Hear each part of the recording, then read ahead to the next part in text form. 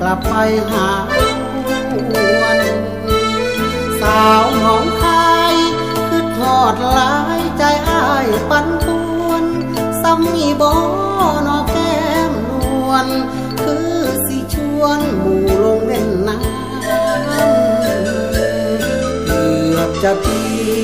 ที่อ้ายนี้ไม่เจอหน้านางสาวเอ๋ยเอวบางผู้อ้ายฟังความหวังน้ำคำสิมาสนสิมามนเคียงข้างงามคำอย่าหาว่าอ้ายใจดำหลงลืมคำผิดสัญญาสาวหนองคายอย่าเฝ้านายว่าอ้ายลืมลงความหาของอ้ายมั่นคงใจพะวงเฝ้าแต่อยากมาถ้าอ้ายก่อนถอกขนตางอนจะเฝ้าว่าบ่ดน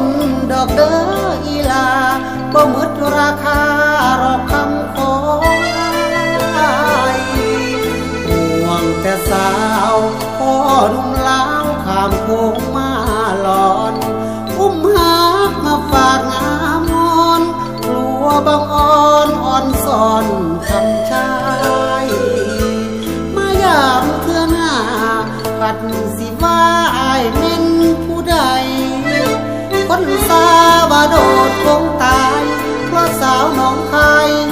หลงลืมคำมัน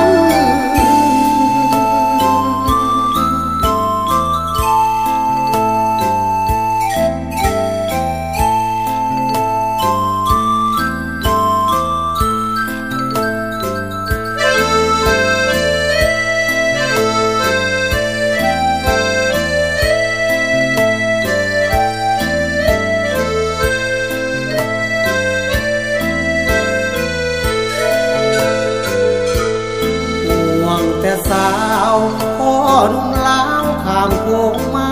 หลอนอุ้มหักมาฝากงามงอนกลัวบังอ่อนอ่อนสอนคำชายมายามเทื่อหน้าขัดสิว่าอ้ายเม่นผู้ใด